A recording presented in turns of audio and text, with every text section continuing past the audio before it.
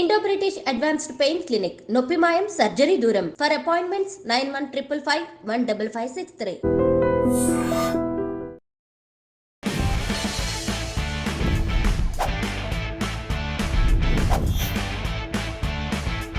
I dream సమర్పిస్తున్న IAS simplified అనే ఈ కార్యక్రమానికి స్వాగతం. 4th ఎపిసోడ్లోకి ఎంటర్ అవుదాం. సాధారణంగా కోచింగ్కి వెళ్ళలేని వాళ్ళు, వెళ్ళాలని అనుకోని వాళ్ళకి ఉపయోగపడేలాగా ఇవ్వడమే ఈ ఎపిసోడ్స్ యొక్క ఉద్దేశం. కోచింగ్కి వెళ్ళగలిగిన వాళ్ళకి, వెళ్ళాలనుకుంటున్న వాళ్ళకి కొంత అవగాహన కలుగుతుందేమో, కానీ వెళ్ళలేని వాళ్ళకి ఉపయోగపడేలాగా ఇస్తున్నాం. నిజంగా చెబుతున్నానండి, ఇవాల్టి ఆర్టిఫిషియల్ ఇంటెలిజెన్స్ ఎరాలో, ఇవాళ మనమున్న డిజిటల్ ఎరాలో ఒకరు ఎవరో చెప్పాల్సిన అవసరం లేనట్టుగా ఇన్ఫర్మేషన్ అంతా మనకే దొరికేంతలాగా ఇవాళ మనకు ఉందని. బెస్ట్ ఎగ్జాంపుల్, మీరు ఏ చాట్ జీపీటీలోకి ఆర్టిఫిషియల్ వాళ్ళకి వెళ్తే కనుక కావాల్సినంత ఇన్ఫర్మేషన్ తెచ్చుకోవచ్చు, రిలవెంట్ ఇన్ఫర్మేషన్ తెలుసుకోవచ్చు. సరే, అది వేరే కథ. మనం దీనికి ముందు ఎపిసోడ్లో మైక్రో, మ్యాక్రో, మైన్యూట్ ఇట్లాంటి టాపిక్స్ని అవగాహన చేసుకోండి సిలబస్ చదువుతున్నప్పుడు అని చెప్పాం. ఇవాళ దాని కొనసాగింపుకి వెళ్దాం. General studies 1 Indian heritage and culture, history and geography of the world and society అని ఏదైతే ఉందో, ఇది macro level of the subject. అంటే మీరు హిస్టరీ, జాగ్రఫీ, సోషల్ ఇష్యూస్ అలాంటివి చదవాలి అని మీకు, అంటే ఎస్ఏ తర్వాత, నేను ఎస్ఏ మీద ప్రత్యేకంగా ఎపిసోడ్ చేస్తాను కదా అని చెప్పి ఎస్ఏ నేను ఇక్కడ డిస్కస్ చేయడం లేదన్నమాట. ఇప్పుడు పేపర్ 2లో మీకు సబ్ టాపిక్స్లోకి వెళ్ళినప్పుడు, అంటే ఇండియన్ కల్చర్ చదవాలట. ఇండియన్ కల్చర్లో ఏమేమి చదవాలో కూడా ఆర్ట్ ఫామ్స్, లిటరేచర్, ఆర్కిటెక్చర్ లాంటివి చదవాలి, యాన్షియంట్ నుంచి మోడర్న్ ఇండియా వరకు. నేను ఈ ఎపిసోడ్స్లో మరీ ప్రతి అక్షరాన్ని చదువుతూ చెప్పడం లేదు. మ్యాక్రో అండ్ మైక్రో కన్నా నేను మైన్యూట్ని టచ్ చేయాలని నా ఉద్దేశం. ఒక మ్యాక్రోని చదవాలంటే దాదాపు దానికి 3-4 ఎపిసోడ్ అయిపోతుంది. అంత అక్కర్లేదు కూడా యాక్చువల్గా. ఇప్పుడు చూడండి, ఇక్కడ మోడర్న్ ఇండియన్ హిస్టరీ అన్న దాంట్లో ఎంత పాయింట్ ఉందో చూడండి. పర్సనాలిటీస్, ఇష్యూస్, ఈవెంట్స్ అనే పదం ఉంది. అంటే మీరు మోడర్న్ ఇండియా చదువుతున్నప్పుడు పర్సనాలిటీస్ని కంపల్సరీ చదివి తీరాల్సిందే.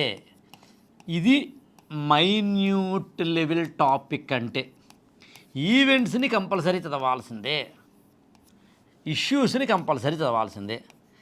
మీరు ఎలాగూ ఈ 2 చదువుతారండి. ఇప్పుడు మోడర్న్ ఇండియా చదువుతున్నప్పుడు 1857 రివోల్ట్ గురించి చదవకుండాను, చౌరీ చౌరా సంఘటన చదవకుండాను, ఉప్పు సత్యాగ్రహం, దండి యాత్ర లాంటి వాటిని చదవకుండాను, లేదా క్విట్ ఇండియా మూమెంట్ లాంటివి చదవకుండానో, లేకపోతే కనుక మీకు 1909 మింటో మార్లే సంస్కరణలు కానీ, 1905లో జరిగిన బెంగాల్ డివిజన్ లాంటివి కానీ, లేకపోతే కనుక అంటే సెపరేషన్ ఆఫ్ బెంగాల్ కానీ, ఇలాంటివన్నీ చదువుతామండి.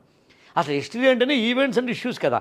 కానీ సిలబస్లో పర్సనాలిటీస్ని కూడా చదవమని స్పష్టంగా చెప్పారు. కాబట్టి మీకు హిస్టరీని చదువుతున్నప్పుడు ఏ పర్సనాలిటీ అయినా వస్తే, అది రాజ్ బిహారీ బోస్ కావచ్చు, భగత్ సింగ్ కావచ్చు, ఎవరైనా వస్తే వాళ్లకు సంబంధించిన డేటాని, ఆ వ్యక్తిని బట్టి, ఆ పర్సనాలిటీని బట్టి, అరవింద్ ఘోష్, లోకమాన్య బాలగంగాధర్ తిలక్, దాదాబాయి నౌరోజీ, గోపాలకృష్ణ గోఖలే, చిత్తరంజన్ దాస్, మోతీలాల్ నెహ్రూ, ఇలా ఎవరి గురించి మనం వచ్చినా అక్కడ మీరు ఒక పర్సనాలిటీ అయితే మాత్రం వాళ్ళ గురించి ఒక ఇన్ఫర్మేషన్ రాసుకోండి.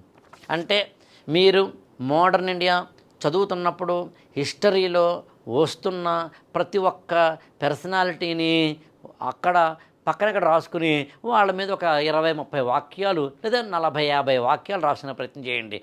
మేము చదువుకునే రోజుల్లో అసలు ఈ పర్సనాలిటీస్ మీద కూడా ప్రత్యేకంగా ప్రశ్నలు వచ్చేవి. అప్పుడు 3 మార్కుల ప్రశ్నలు, 5 మార్కుల ప్రశ్నలు, 20 మార్కుల ప్రశ్నలు, 10 మార్కుల ప్రశ్నలు అలా ఉండేవి.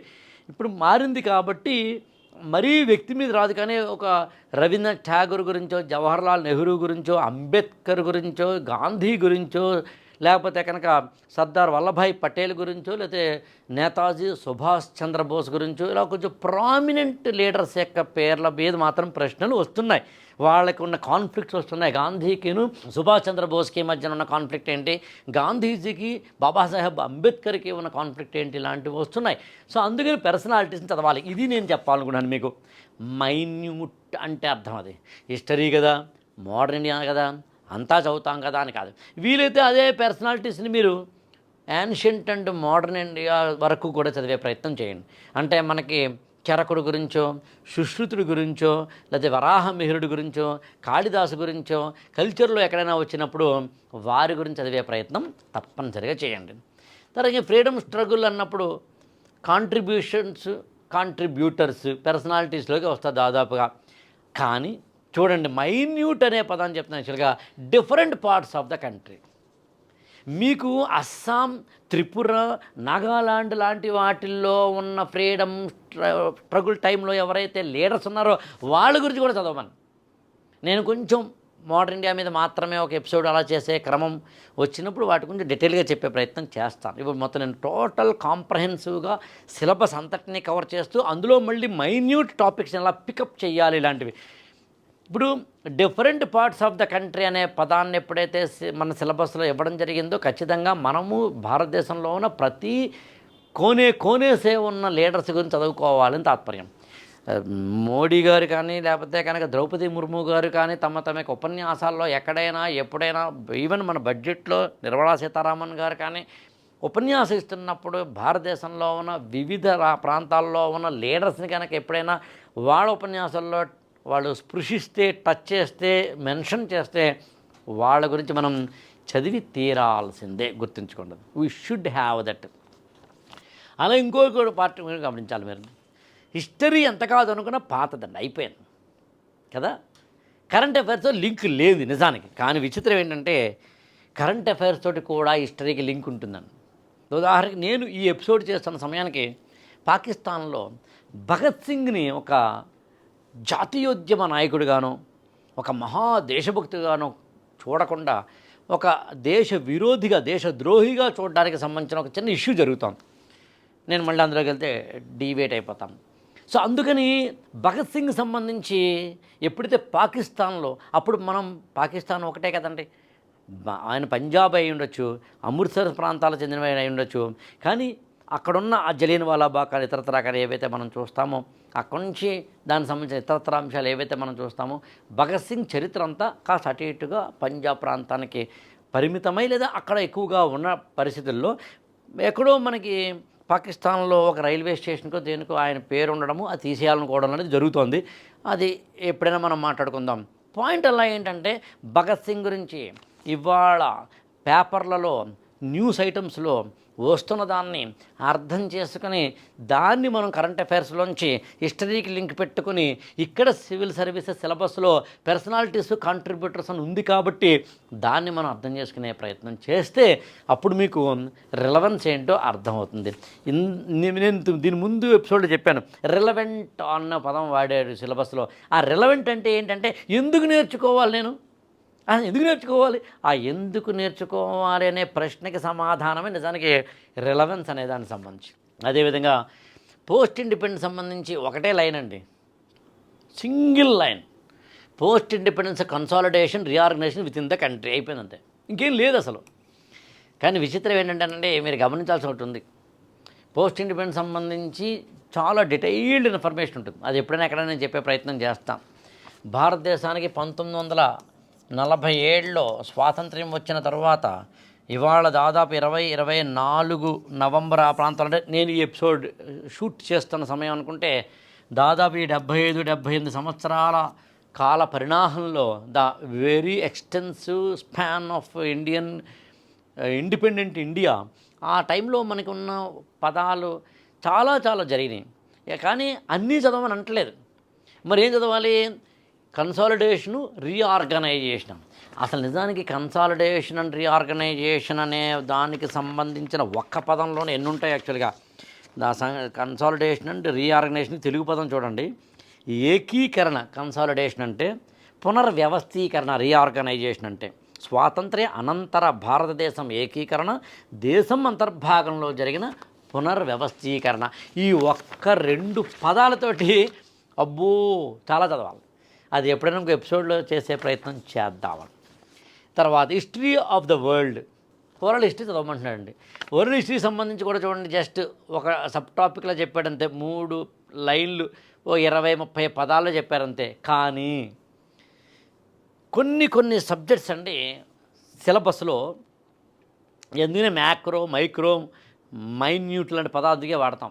ఇదిగో ఇవి చదవండి అని డీటెయిల్గా ఇచ్చేస్తారు. హిస్టరీ లాంటివి అసలు డీటెయిల్స్ ఏమీ ఇవ్వరు, మీరే ఆ డీటెయిల్స్ చూసుకోండి అంటారు. ఇందాక పోస్ట్ ఇండిపెండెన్స్ లాంటివి చక్కగా బార్డర్ వేసి ఇవి తప్ప ఇంకేం చదవక్కర్లేదు అని కొన్ని సిలబస్లో ఉంటాయి. అది వరల్డ్ హిస్టరీ. యాక్చువల్గా వరల్డ్ హిస్టరీకి సంబంధించి ఏమీ చదవద్దండి. అక్కడ ఏమి ఇస్తే చదవండి, అక్కడ ఏమి ఇస్తే చదవండి అన్నప్పుడు అంటే మీరు ఆశ్చర్యపోతారు. ఏమి ఇచ్చారు అక్కడ చూడండి. యాక్చువల్గా చాలా సింపుల్గా చెప్పాలి అంటే 18th సెంచరీ నుంచి ఇండస్ట్రియల్ రెవల్యూషన్ చదవాలటండి. అక్కడ రాశారు చూడండి. వరల్డ్ వార్ 1, వరల్డ్ వార్ 2 చదవాలట. రీడ్రాల్ ఆఫ్ నేషనల్ బౌండరీస్, ప్రపంచంలో వివిధ దేశాలు ఒకది ఇంకొక రాజ్యం కింద ఉండడం అంటే కాలనైజేషన్ అంటాం, వలసవాదం అంటాం. అలా వలసల్లోంచి బయటపడ్డప్పుడు దేశాల సరిహద్దుల్ని మార్చుకోవడం. మీకు బెస్ట్ ఎగ్జాంపుల్ చెప్పమంటారా? భారతదేశము ఒకప్పుడు బంగ్లాదేశ్, పాకిస్తాన్తో కలిసి ఉందండి. అఖండ భారతదేశం అంటాం. మరి ఇవాళ కలిసి లేవుగా. పాకిస్తాన్ వేరు, బంగ్లాదేశ్ వేరు, మనం వేరు. అంటే రీడ్రాల్ ఆఫ్ నేషనల్ బౌండరీస్. నేను మన భారతదేశానికి ఈజీ అవుతుందని చెప్పాను. అలా ప్రపంచంలో చాలా దేశాలు చెప్పుకోవచ్చు. Germany best example. యాక్చువల్గా వెస్ట్ జర్మనీ, ఈస్ట్ జర్మనీ కలవడం, విడిపోవడం లాంటివి. Korea, west Korea, north Korea, south Korea కలవడం, విడిపోవడం లాంటి సంబంధించింది. తైవాన్, చైనా ఇప్పటికీ తైవాన్ మాది అంటుంది. ఇట్లా ప్రపంచంలో ఉన్న వివిధ దేశాల యొక్క నేషనల్ బౌండరీస్ అనేవి అంటే మారుతూ ఉంటాయి. ఇలాంటివి కాలనైజేషన్ అంటే వలసలు. భారతదేశాన్ని కొన్ని వందల సంవత్సరాల పాటు బ్రిటిష్ వారు అంటే యూరోపియన్స్ పరిపాలించారు. డీకాలనైజేషన్, వాళ్ళని మనం బయటికి వెళ్ళిపోమని స్వాతంత్ర్యం సంపాదించాం. అందుకని రీడ్రాల్ of national boundaries, colonisation, decolonisation సంబంధించింది ఒకటే కాన్సెప్ట్. యాక్చువల్గా 3 పదాలు ఉన్నాయి. అంటే అప్పటికి మీరు ఏమేమి నేర్చుకున్నట్టు అయిందండి? వరల్డ్ వార్ 1, వరల్డ్ వార్ 2 నేర్చుకున్నారు, ఇండస్ట్రియల్ రెవల్యూషన్ నేర్చుకున్నారు, ఇందాక నేను చెప్పిన ఈ రీడ్రాల్ ఆఫ్ దానికి సంబంధించిన కాలనైజేషన్, డీకాలనైజేషన్ నేర్చుకున్నారు. మరి తర్వాత కమ్యూనిజం, క్యాపిటలిజం, సోషలిజం నేర్చుకోమంటున్నారని. కమ్యూనిజం, క్యాపిటలిజం, సోషలిజం అనేవి కాన్సెప్ట్స్. సోషలిజం, కమ్యూనిజం దాదాపు సిస్టర్స్ లాంటివి. క్యాపిటలిజం వేరు. సరే, వాటికి సంబంధించి వివరాలు ఇక్కడ నేను చెప్పడం ఉద్దేశం కాదు, కానీ అది నేర్చుకోవాలి. అంటే వరల్డ్ హిస్టరీలో ఏం నేర్చుకోవాలి? సింపుల్ చెప్పమంటారా? ఇండస్ట్రియల్ రెవల్యూషన్ చదవండి. ఇండస్ట్రియల్ రెవల్యూషన్ కనుక మీరు చదవడం మొదలుపెట్టి మీ దగ్గర నోట్స్ కనుక రాసుకోవడం మొదలు పెడితే నాకు తెలిసి 4-5 పేజీలు అయిపోతున్నాను. వరల్డ్ వార్ 1 4 పేజీలండి, వరల్డ్ వార్ 2 4 పేజీలు. అంటే మీకు ప్రపంచ యుద్ధాల గురించి మీరు అలాగే 10th క్లాస్ చదివి ఉంటారు యాక్చువల్గా. ఇంకా రీడ్రాల్, కాలనైజేషన్ అనేది ప్రత్యేకంగా ఏం కాదు, వీటిల్లోనూ ఎక్కడో వస్తూనే ఉంటుంది. కాలనైజేషను, డీకాలనైజేషన్లో అంటే ఇది ప్రత్యేక చదవాల్సిన అవసరమే లేదు. ఈ 12 పేజీలను కవర్ అయిపోతుంది. కమ్యూనిజము, క్యాపిటలిజము, సోషలిజం అనే వాటికి సంబంధించి మీరు నంబరు మహా అయితే 10 పేజీలండి.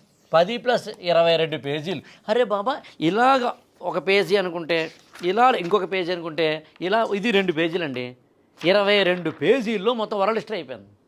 మహా అయితే దీనికి తోడుగా మీకు French revolution, American revolution, Russian revolution, Chinese revolution అనే 4 రెవల్యూషన్లు కూడా అదనంగా చదివారనుకుందామండి. ఒక్కొక్క దానికి సంబంధించి 3 పేజీలు ఉంటే 12 పేజీలు. 12 + 22 ఎంత అయిందండి? మహా అయితే 34 పేజీలు. అరే బాబా, 34 పేజీల్లో టోటల్ వరల్డ్ హిస్టరీ అయిపోయింది. అందుకు నేను ఏమంటానంటే, కొన్ని చోట్ల అసలు మీరు రిఫరెన్స్ పుస్తకాలే చదవకండి. కొన్ని చోట్ల రిఫరెన్స్ పుస్తకాలు చదవాల్సిన అవసరమే లేదు. రిఫరెన్స్ పుస్తకాలే చదవాల్సిన అవసరం లేని చోట ఎందుకు రిఫరెన్స్ పుస్తకం? నేను ఇవే ఎపిసోడ్స్లో ఈ మెటీరియల్ కూడా మీ అంతటా మీరు ఎలా తయారు చేసుకోవాలో చెప్పబోతున్నాను. ఐ రిపీట్ ఇట్, మీ అంతటా మీరే ఇది ఎలా తయారు చేసుకోవాలో కూడా వీఆర్ గోయింగ్ టు డూ అని. నేనైతే కొన్ని అలా తయారు చేసి కూడా మీకు చూపిస్తాను అప్పటికప్పుడు. ఏదో టీవీ ఎపిసోడ్స్లో వంటల ప్రోగ్రాం లాగా అప్పటికప్పుడు అన్నీ వండుతారు చూడండి, అలా మీకు ఒక వంటకం కూడా చేసి చూపిస్తాను. ఇదంతా ఎందుకు చేయాలండి? ఎవరైతే కోచింగ్కి వెళ్ళలేని వాళ్ళు ఉన్నారో, ఎవరైతే వెళ్ళాలని అనుకోవడం లేదో, ఎవరికైతే ఇవాళ మొత్తం డిజిటల్ మీడియాల్లో లేకపోతే కోచింగ్ సెంటర్లలో ఎక్కడైనా సరే ఎక్కువ ఇన్ఫర్మేషన్ మీకు దొరుకుతుందో, అలా ఇన్ఫర్మేషన్ ఎక్కువగా దొరుకుతున్నప్పుడు మీకు ఇబ్బంది పడుతున్న సందర్భం ఏదైతే ఉందో, ఆ ఇబ్బంది పడుతున్నప్పుడు మీకు ఒక డైరెక్షన్ కావడం కోసం ఎవరిని కలుసుకోవాల్సిన అవసరం లేదు, ఇంక్లూడింగ్ మీ అని. నాతో కూడా మీకు పని లేదు, నేను జస్ట్ మెసెంజర్ని మాత్రమే. ఉన్న ఇన్ఫర్మేషన్ని నా 25 ఏళ్ల అనుభవం నుంచి మీకు చెప్పే ప్రయత్నం చేయడం మాత్రమే, నన్ను కూడా కలవాల్సిన అవసరం లేదు. సో అందుకని నేను I salute, I dream on this point అలా ఏంటంటే, హిస్టరీకి సంబంధించి సాలియంట్ ఫీచర్స్ ఏవైతే వరల్డ్ హిస్టరీలో ఉన్నాయో వాటిని చదివే ప్రయత్నం చేయండి. ఆ తర్వాత మీకు ఇండియన్ సొసైటీకి సంబంధించి దాదాపుగా మీకు మైన్యూట్ అంటే మీకు అర్థమైంది కదండి. ఇక్కడ వరల్డ్ హిస్టరీలో మైన్యూట్ అన్నప్పుడు French revolution, American revolution, Russian revolution, Chinese revolution లేదండి అక్కడ. బట్ నేను చెప్పాను అది మైన్యూట్, అది రిమోట్, అది ఇక్కడే లేని తర్వాత సిలబస్లోనే చెప్పబడనివి కూడా చదవాల్సిన అవసరం అప్పుడప్పుడు ఉంటుంది. అది కేవలం వరల్డ్ హిస్టరీని కాదని అన్ని చోట్ల ఉంటుంది. అందుకనే ఒక ఎపిసోడ్స్గా మేము మీకు చేసే క్రమంలో చాలామందికి ఎంత చెప్పినా ఇంకా ఎంతో ఉంటుంది. దట్ ఈస్ ద క్వశ్చన్ అండి. అందుకనే మీ కామన్ సెన్స్ కూడా అప్లై చేయండి, మీ పట్టుదల కూడా అప్లై చేయండి, మీ దీక్షను కూడా అప్లై చేయండి. అందుకు నేను ఏమంటానంటే, సివిల్ సర్వీసెస్ ప్రిపరేషన్ అయినా అసలు జీవితంలో ఏదైనా కానీ గురువు ఉంటే గురువు మీద గురిపెట్టి చదవండి, లేదా గురువు లేకపోతే ఏకలవ్యుడులో అయినా సరే దీక్ష ఉంటే చదవండి. అందులో అడ్మిషన్ పొందిన అర్జునుడికి విలువిద్య వచ్చిందండి, అడ్మిషన్ రిజెక్ట్ చేయబడిన కర్ణుడికి వచ్చిందండి, అడ్మిషన్ డినై చేయబడిన ఏకలవ్యుడికి కూడా వచ్చింది. గురువు ఒకడే, ద్రోణాచార్యుడే. గురువుని బట్టి శిష్యుడికి ర్యాంకు రాదు. మేము మీకు ర్యాంకులు ఇవ్వబోం, మా దగ్గరే ర్యాంకులు ఉంటే మీకు ఎందుకు ఇస్తాం, మా పిల్లలకి ఇచ్చుకుంటాం కదా. Logic, common sense. నువ్వు బాగా చదివితే ఐఏఎస్ అవుతావు, నువ్వు బాగా చదివితే ఐపీఎస్ అవుతావు, నువ్వు బాగా చదివితే ఐఆర్ఎస్ అవుతావు. బాగా చదవడానికి నీలో ఫైర్ ఉంటే మాలాంటి వాళ్ళని జస్ట్ దానికి ఉపయోగపడతాం అంతే తప్ప మా వల్ల మీకేమీ రాదు. అందులో అవేర్నెస్ ప్రోగ్రామ్ మాత్రమే ఇది. It is not a coaching programme, it is not at all a commercial coaching programme, to give a very insight to the students regarding civil services preparation. సరే, పక్కన పెడితే ఇండియన్ సొసైటీకి సంబంధించి మనకు కాస్త అటు ఇటుగా ఒక 3-4 పాయింట్స్ ఉన్నాయండి. డైవర్సిటీ ఆఫ్ ఇండియా, ఈ సొసైటీకి సంబంధించి కూడా చాలా సింపుల్ ఈక్వేషన్. యాక్చువల్గా సిలబస్లో ఉన్న పదాలను చదివితే సరిపోతుంది. ఉదాహరణ చూడండి, salient features of Indian society. భారతీయ సమాజానికి ఉన్న సాలియంట్ ఫీచర్స్ ఏముంటాయండి? కులం, మతం, జాతి, భాష, ప్రాంతం, స్త్రీ పురుష వివక్ష లేదా స్త్రీ పురుష అసమతుల్యత లేదా సమతుల్యత. దాదాపుగా సమాజాన్ని ఇలా స్ట్రాటిఫికేషన్ చేసినప్పుడు ఒక 7-8 టాపిక్స్ వస్తాయండి. అందులో ఇండియన్ సొసైటీకి సంబంధించిన ఆ సాలియంట్ ఫీచర్స్ని అర్థం చేసుకుని డైవర్సిటీ ఏ విధంగా ఉంది మనం అర్థం చేసుకోగలిగితే సరిపోతుంది. ఆ తర్వాత చూడండి, ఇక్కడ role of women and women's organisations, ఇది కూడా అంతే, యాజ్ ఈజీగా వీటిని చదివే ప్రయత్నం చేయండి. Population associated issues, poverty and development issues, urbanisation, their problems and their remedies. ఇక్కడ అడ్వాంటేజ్ ఉంది మీకు. ఇలాంటి టాపిక్స్కి మీరు ఏ బుక్ చదవకండి, కరెంట్ అఫైర్స్ని బాగా ఫాలో అవ్వండి. పాపులేషన్ అని నాకు తెలిసి కరెంట్ అఫైర్స్లో పాపులేషన్కి సంబంధించిన అనేకం నేను ఇప్పుడు నేను మీ క్లాస్ చెప్తున్న సమయం, ఇది ఎపిసోడ్ చెప్తున్న సమయానికి మీరు హిందుస్థాన్ టైమ్స్లో scheduled tribe population in Jharkhand అని ఒక ఆర్టికల్ వచ్చింది. నేను యాక్చువల్గా రాబోయే ఎపిసోడ్స్లో ఏ ఆర్టికల్ నుంచి ఎలా చదవాలంటివి కూడా మీకు డెమాన్స్ట్రేట్ చెప్పాలి నా కోరిక. ఇవన్నీ ఎలా ఉంటాయంటేనండి, ఇలాంటివి చెప్పడం ఎంత కష్టమో అర్థం చేసుకోవడం అంత ఈజీ. అర్థం చేసుకోవడం ఎంత కష్టమో ఎగ్జామ్లో రాయడం అంత ఈజీ. ఎగ్జామ్లో రాయడం ఎంత కష్టమో ర్యాంక్ సంపాదించడం అంత ఈజీ. ఏది నువ్వు కష్టం అనుకుంటావో అది ఈజీ, ఏది ఈజీ అనుకుంటావో అది కష్టం అని చెప్పడం నా ఉద్దేశం. అలా అనుకున్నప్పుడు మీరు అర్బనైజేషన్ గురించి కానీ, పాపులేషన్ ఇష్యూస్ కానీ, పావర్టీ అండ్ డెవలప్మెంట్ ఇష్యూస్ కానీ మీరేమీ పెద్దగా బుక్స్ చదవకండి. జస్ట్ కరెంట్ అఫైర్స్ ఫాలో అవ్వండి. కాకపోతే ఇందాకని చెప్పిన సాలియంట్ ఫీచర్స్ లాంటి వాటికి మాత్రం ఒక 5 నుంచి 8 పేజీల నోట్స్ ఉంటే సరిపోతుంది. అది కూడా అంతే, మళ్ళీ ఆ నోట్స్ తయారు చేసుకోవడం ఒక ఆర్ట్. అది ఎప్పుడైనా మనం ప్లాన్ చేద్దాం, అది కూడా చెప్పే ప్రయత్నం చేస్తాను మీకు. Effects of globalization and Indian society. భారతీయ సమాజం మారుతోంది. డైవోర్స్ రేటు పెరిగింది, స్త్రీ పురుష సంబంధాలు మారుతున్నాయి, ఎంఎన్సీ కల్చర్ పెరిగింది, నైట్ కల్చర్ పెరిగింది. ఓలా అండ్ ఊబర్ లాంటి అర్బనైజ్డ్ సొసైటీస్ మాత్రమే కాకుండా రిమోట్ ఏరియాస్ కూడా ఇవాళ స్విగ్గీ కానీ, జొమాటో కానీ, అమెజాన్ కానీ, ఫ్లిప్కార్ట్ కానీ, ఓలా కానీ, ఊబర్ కానీ, ర్యాపిడో కానీ వెళ్ళి ఏటీఎంలు పోతే పరిస్థితి వచ్చింది. వాళ్ళు దాదాపు ఏటీఎంలు తీసేద్దామనే అన్ని బ్యాంకులు అనుకుంటున్నాయి. మొబైల్ బ్యాంకింగ్ వచ్చిన తర్వాత, యాప్లు వచ్చిన తర్వాత, గూగుల్ పేలు, ఫోన్పేలు వచ్చిన తర్వాత, వాట్సాప్ ద్వారా కూడా మనం పేమెంట్ చేసేందుకు అవకాశం వచ్చిన తర్వాత, ఎలాగైతే ఒకప్పుడు పోస్టల్ అండ్ టెలిగ్రాఫ్లు ఉండేవి, తర్వాత ఒకప్పుడేమో ఫోన్లు ఉండేవి, ల్యాండ్లైన్లు, సెల్ ఫోన్ వచ్చిన తర్వాత ల్యాండ్లైన్ వెళ్ళిపోయింది, మన ఈమెయిల్స్ వచ్చిన తర్వాత పోస్టల్ అండ్ టెలిగ్రాఫ్ వెళ్ళిపోయింది, ఇప్పుడు ఏటీఎంలు కూడా తీసేసే అవకాశం ఉంది. అంటే మారుతున్న సమాజం, గ్లోబలైజేషన్ కావచ్చు, లేదా ఇతరత్ర అవి కావచ్చు, అంటే ప్రపంచీకరణ నేపథ్యంలో భారతీయ సమాజం ఏ విధంగా మారుతుంది, ఇది కూడా అంతే కరెంట్ అఫైర్స్లో చదివితే సరిపోతుంది. Social empowerment, communalism, regionalism and secularism. మామూలుగా ఇది కూడా దాదాపుగా మీరు కరెంట్ అఫైర్స్లో చదువుతారు. మతతత్వవాదం కానీ, ప్రాంతీయవాదం కానీ, లౌకికవాదం కానీ, ఎక్కడైనా ఎప్పుడైనా ఇది ఇష్యూ జరిగినప్పుడు వాటిని చదివితే సరిపోతుంది. బట్ ఎక్కువగా ఇండియన్ సొసైటీ సంబంధించి కరెంట్ అఫైర్స్ మీద ఆధారపడే ప్రయత్నం చేయండి.